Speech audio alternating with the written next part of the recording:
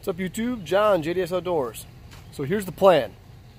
I am going to be working on this Ranger, getting it running, getting it going. Every time I need parts, I'm going to work on the Redneck side-by-side. So I'll do both projects at once, but the Ranger gets a little bit more priority because I need a work truck or a truck to drive to work. So, like I said in my last video, the guy told me that I should probably trailer this baby home. And I didn't. I drove it, and it died going down the highway. So let's see if it'll turn over or see what's wrong with it. Let's hop inside and take a look. All right, hop in here quick and see what we got. Dead. Completely dead. Let's pop the hood, go jump this bad boy and see what we can come up with. Alright, trusty old brand new battery hooked up. Hop inside.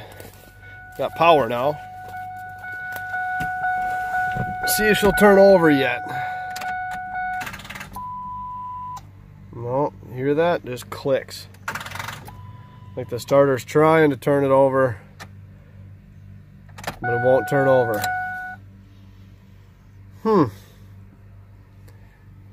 Let's go back underneath the hood. So I yanked this serpentine belt off. Let's see if any of these pumps are stuck. Maybe keeping it from turning over. Power steering and AC seem free. Idler pulley. Alternator spins nice.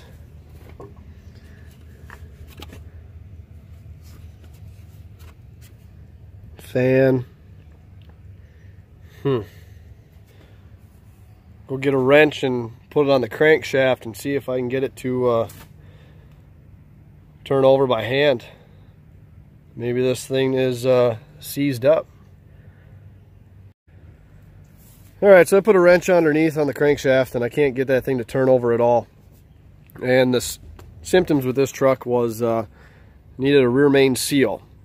So I just hopped on the old interwebs, on the Googles, and did some research. Well, come to find out, the rear main seal can deteriorate and end up clogging your oil pump is the word I'm looking for. Get this unhooked. So anyways, I did notice that when I was driving it, it had little to no oil pressure according to the gauge. Now, I know older trucks, sometimes the gauges cannot be accurate all the time. So that was my hope, but I'm beginning to think that the zero oil pressure it had was correct, because this engine is seized up. So I think the plan is we're gonna go and find an engine for this truck and put it in, and then maybe we'll tear this one apart and see if it's salvageable, rebuildable, so we can just throw it in the shed and have it. But main priority is time to find an engine. So that's the next step here, guys. So found a motor. I don't know if you can see it or not, but there's a trailer. Going to grab it. Not too much farther to go to pick it up. So I will come back in once we get this new motor picked up for the Danger Ranger project. Well, it's now a little bit later and a little bit darker out. We got ourselves a new engine, and it came with a free truck. I'll show it off a little bit more as soon as we get back to the house. Alright, now it's the next day. Just got home. Let's take a look at this truck. There she is. 2000 Ford Ranger 3-liter 4-wheel drive. She had a little mishap. A couple donuts in the field. Ended up on its side.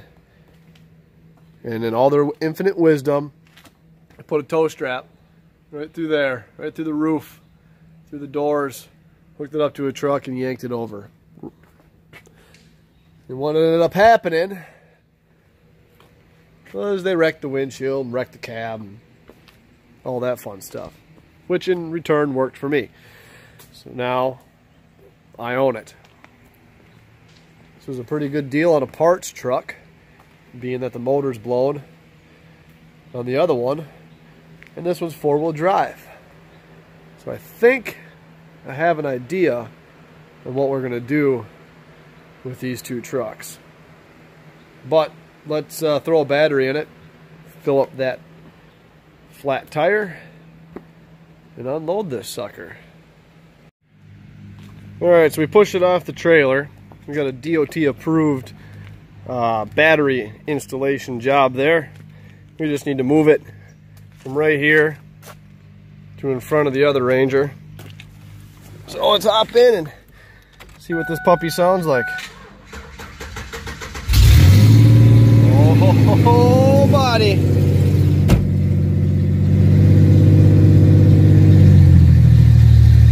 Idles down, kinda.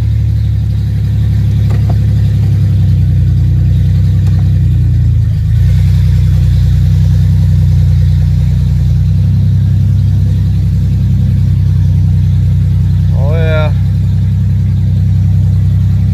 Just giving her.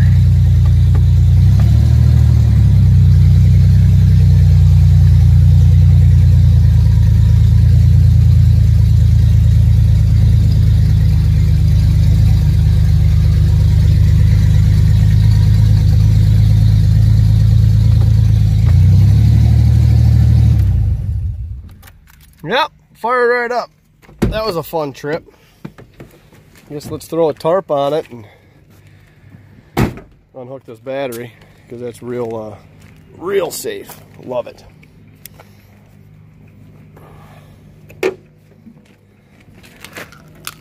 There we go. Well, I think that's going to conclude this video for the day. And then there was two. Got some ideas. Want your guys' opinion. Please quit recommending demo derbying, because I'm not demoing either of these. For one, because there's only going to be one truck by the time we're done. And two, I need a little truck to drive. So that's what's going to happen. We're going to build one truck from these two and scrap the rest.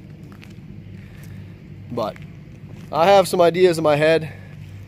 Since the blue one's four-wheel drive, I think I'm going to build on that frame and put the body from the other one on this frame, and then do a flatbed, and then just make the paint job or whatever. It'll just look ridiculous, rat rotted or something. I don't know. Give me your guys' opinion.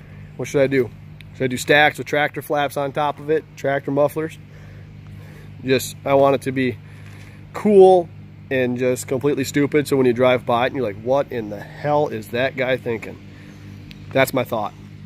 Something along those lines. So drop your information and your suggestions down in the comments. Feel free to subscribe if you want to watch this project, or you want to watch the Redneck side-by-side. Just like I said in the middle of or the beginning of the video, if I'm waiting for parts, I ain't got nothing to do on these, work on the side-by-side.